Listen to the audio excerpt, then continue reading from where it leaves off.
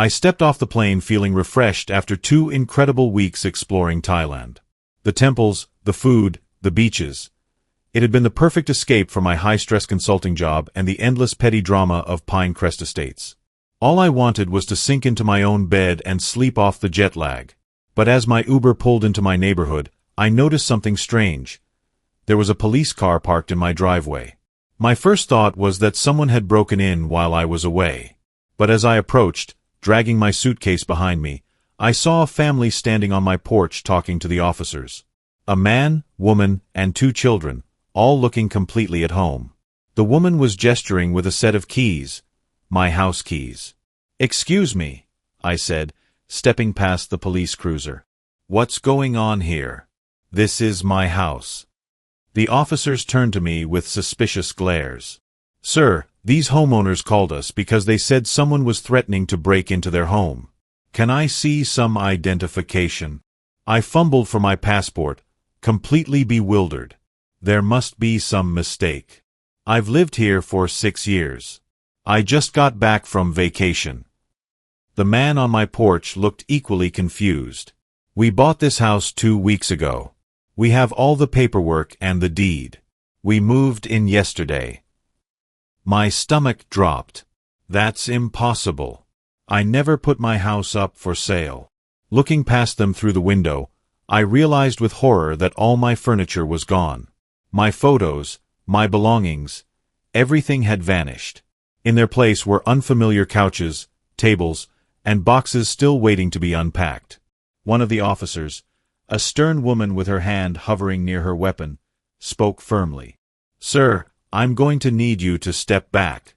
These people have legal documentation showing they own this property."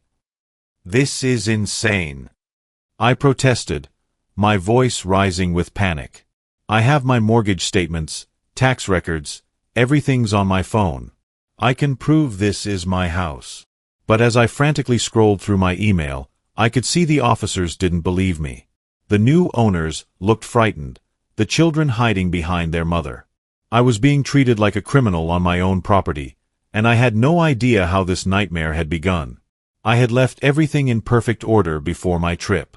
My mortgage payment was on autodraft, my mail was being held at the post office, and I'd even hired a service to mow my lawn while I was gone. The only loose end had been the latest ridiculous notice from our HOA president, Karen Wilkinson. Karen had been the bane of my existence since I moved into Pinecrest Estates. A woman in her 50s with an immaculate blonde bob and an ever-present clipboard, she patrolled the neighborhood like a military general inspecting her troops. Her latest complaint had been about the shade of my mailbox. Apparently, charcoal gray violated the community standards, which specified slate gray. I had ignored it, planning to deal with the absurdity when I returned. Karen had always been unreasonable, sending notices for grass half an inch too tall or threatening fines because my garbage can remain to the curb for 2 hours after collection. Once she had even measured the distance between my holiday decorations with a ruler, claiming they were unevenly spaced. But I never imagined she could do something like this. As I stood there on my own driveway being treated like a trespasser, a familiar white SUV pulled up to the curb. Karen stepped out, perfectly coiffed as always, carrying her infamous clipboard. A smug smile appeared on her face when she saw me. "Officers," she called out, strutting toward us. "I see our neighborhood intruder has returned. As I mentioned when these nice folks called me earlier, this man no longer lives here. He abandoned the property months ago, which is why the HOA had to intervene." "What?" I exploded, turning to face her. "I've been gone for 2 weeks, not months. You know that." Karen's eyes narrowed. "The board has documentation showing this property was vacant and abandoned, with HOA fees unpaid for 6 months. We followed all legal processes to place a lien and force a sale to recover costs. It was a complete fabrication. I had never missed a single payment." Even the officers looked skeptical at this point, but they still had to follow protocol. They suggested I contact a lawyer immediately and sort it out through proper channels. The next 48 hours were a blur of panic and frustration. I checked into a hotel and called every lawyer in town until I found one who could see me immediately. Jessica Ramirez listened to my story with growing concern, her expression darkening as I explained Karen's history of harassment. "This sounds like fraud," she said, tapping her pen against her legal pad. "But we need to move quickly. If they've actually filed a deed transfer, we need to challenge it before the situation gets more complicated." Jessica helped me gather evidence. Bank statements showing all my HOA payments, travel documentation proving I'd only been gone 2 weeks, and emails from neighbors who'd seen me actively living in my home right up until my vacation. We also requested all documents from the county clerk related to the sale of my property. What we discovered was shocking. Someone had filed paperwork claiming I had abandoned the property and owed over $15,000 in HOA fees and fines. There were forged certified letters supposedly sent to me, falsified inspection reports, and even a fabricated notice of public auction. The paper trail led directly back to Karen and the HOA board. Most disturbing was what we found when Jessica suggested we look into other recent sales in the neighborhood. 2 other homes had been sold through similar expedited lien processes in the past year, both while the owners were away on extended trips. One owner had been stationed overseas with the military. Another had been caring for a sick parent in another state. I was furious. "She's been targeting people who are away and can't defend themselves," I told Jessica. "This isn't just harassment anymore. It's organized crime." The turning point came when we discovered Karen's connection to the real estate company handling these quick sales.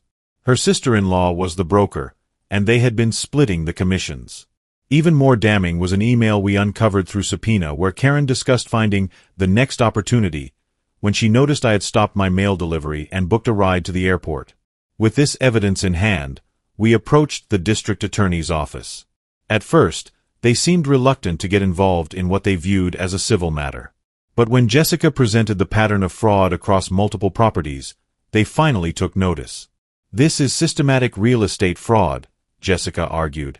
"And it's not just Ms. Wilkinson, it's a conspiracy involving multiple members of the HOA board and real estate professionals."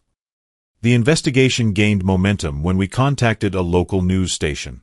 The reporter, eager for a story about corruption in suburban America, jumped at the chance to expose Karen's scheme. Their investigation revealed that Karen had been running the HOA like her personal fiefdom for years, intimidating board members into compliance and filtering contracts to friends and family. The news segment aired on a Thursday evening.